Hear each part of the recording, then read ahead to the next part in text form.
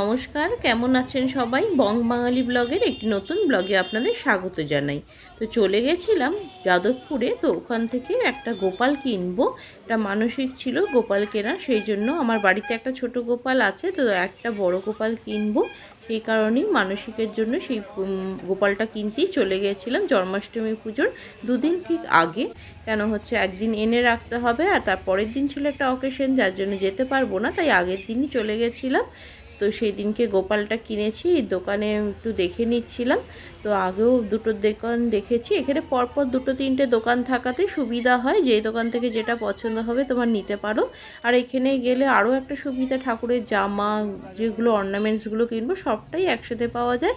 আর এখানে যাদবপুরে খুব জিনিসটাও রিজনেবল, আর প্লাস সমস্ত দোকানগুলো এক জায়গাতেই থাকে, তো সেটা খুব সুবিধা হয়। তো গোপালটা আমি কিনে নিয়েছি। তো দেখো কিরকম হয়েছে। এই নতুন গোপাল আমার বাড়িতে আসবে, তাই জন্য নিয়ে গেছি। তো আজকেই নিয়ে নিলাম। আজকে যে গোপালটা নিয়ে যাচ্ছি, আর জন্মাষ্টমীর দিন পুজো দিয়ে প্রতিষ্ঠা করব। তো জন্মাষ্টমীর দিন সকালবেলা বাসন টাসন ধুয়ে নেওয়া হয়েছে, অনেক কাজ থাকে, সকালে বাজার হাটও হয়েছে। তো এখন গোপালকে স্নান করিয়ে নেওয়া হচ্ছে। দুটো গোপালকে স্নান করিয়ে নিয়ে তারপরে মন্দির থেকে বড় গোপালটা পুজো করে নিয়ে আসব, কারণ ছোট গোপাল আমার গৃহপ্রবেশের সময় পুজো করা হয়েছিল। তো এখন আজকে বড় গোপালটা মন্দির থেকে একটু পুজো করিয়ে নিয়ে আসব। তো ঘি মধু ওগুলো দিয়ে স্নান করিয়ে নিচ্ছি, তারপরে নিয়ে যাব মন্দিরে। তো আমি একটু এদিকে চিকুর খাবারটাও রেডি করছি, এই সময় শিবু এদিকে অনেকটা এগিয়ে দিয়েছে। তো গোপালগুলোকে স্নান করিয়ে দিয়েছে, সেখানেই পুজোটা হচ্ছে। আর তারপরে নিয়ে যাব মন্দিরে, মন্দিরে নিয়ে গিয়ে পুজো করিয়ে নিয়ে আসবো। তো গোপালটা একটা মানসিকের জন্য পাতা হলো। আর ছোট গোপাল আমার গৃহপ্রবেশের কিছুদিন আগেই কেনা হয়েছিল, আর গৃহপ্রবেশের দিন পুজো করে প্রথম পাতা হয়েছিল। তো গোপালকে দেওয়া হয়, এই দেখো জামা পরিয়ে নিয়েছি, এই জামাটাও সেদিন যাদবপুর থেকে নিয়ে এসেছি, আর সাথে তার জন্য হার মুকুট সবটাই এনেছি। তো কেমন লাগছে গোপুর সাজ, তো তোমরাও বলো।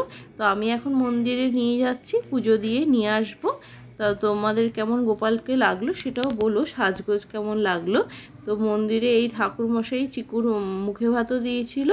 তো আমাদের বাড়ির সামনে যে কালী মন্দির, সেখানে উনি থাকেন অনেকক্ষণ অবধি, তো ওখানেই নিয়ে আসলাম পুজো করাতে। তো গোপালকে পুজো করে দিয়েছেন ঠাকুরমশাই, এবার বাড়ি নিয়ে যাব। তো বাড়িতে গোপালকে শঙ্খ বাজিয়ে ঢোকালাম। তো এরপরে এগুলো রেডি করে নিচ্ছি, আজকে যেহেতু জন্মাষ্টমী তাই কাজটা তো অনেকটা। তো তালটাকে গুলে নিতে হবে, তালের বড়া হবে, লুচি সুজি হবে, নাড়ু হবে, এগুলো তো জন্মাষ্টমীর দিন দিতেই হয় ঠাকুরকে। তো কিনে দেওয়ার কথা ভাবছিলাম এক এক সময়, কারণ সবসময় সবাই পেরে ওঠে না। তো আজকে শিবুরও ছুটি ছিল, তো একটু ও হেল্প করে দেবে। তো যেহেতু কালকে সুযোগ পাইনি, তো আজকে সকালেই বাজার করেই সবটা করা হচ্ছে। তো তালটা গুলে দিচ্ছে শিবু, তারপরে বড়া করব। সকালে পুজো দেওয়া হয়েছে, তারপরে এই বড়া করতে বসিয়ে দিয়েছি। আর এদিকে বড়ার পরে নারকেলের নাড়ুটা হবে, আর লুচি সুজি হবে। তো এইভাবে একটা একটা করে করে নিতে হবে। আমি তালের বড়াগুলো করে দিচ্ছিলাম।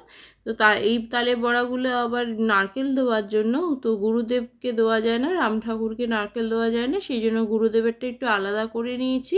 আর এইখানে দেখো বড়াগুলো আস্তে আস্তে করে নিচ্ছি।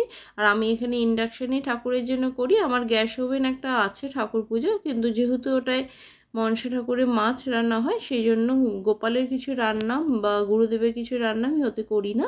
তো এই ইন্ডাকশানটা থাকে নিরামিষ, এর মধ্যেই আমি করি, এতে কোনো মাছ করা হয় না। কিন্তু গোপালের জিনিস একটু নিষ্ঠা ভরেই দিতে হয়, এই জন্য আমার ঠাকুর পুজোর বাসনগুলোও আলাদা থাকে। তো যেই পুজোয় যেরকম সেটাই বের করা হয়। তো এই দেখো সব রেডি হয়ে গেছে, লুচি সুজি দেওয়া হয়েছে, নাড়ু দেওয়া হয়েছে। তো গোপালের পুজোটা সুস্থ মতো সুন্দর মতো দিতে পেরেছি, মনটা ভালো লাগছে। না দিতে পারলেও ভালো লাগে না। আর পরের দিন ভোগ দিয়ে নেব, সেটাও তোমাদের সাথে শেয়ার করছি। তো একসাথে ভিডিওটা করেছি। দেখো গোপালকে সাজিয়ে বসিয়েছি, আর যেহেতু ছোট গোপাল আগে দোলনার মধ্যে ছিল, তাই আজকে আর তাকে নামাইনি, ওখানেই রেখেছি।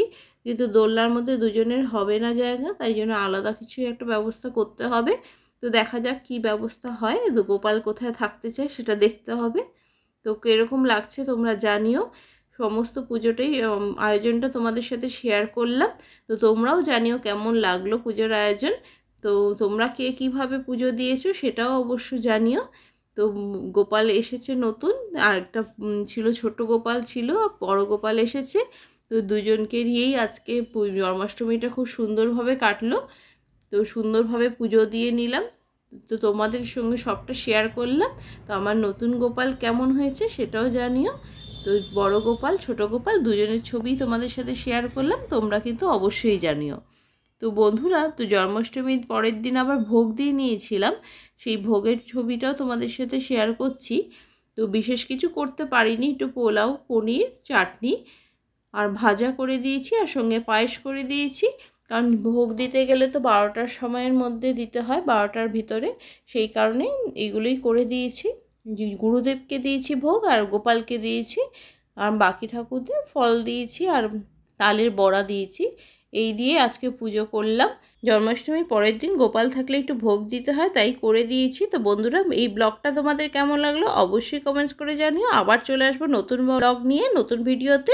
সবাই সুস্থ থেকো, ভালো থেকো, টাটা।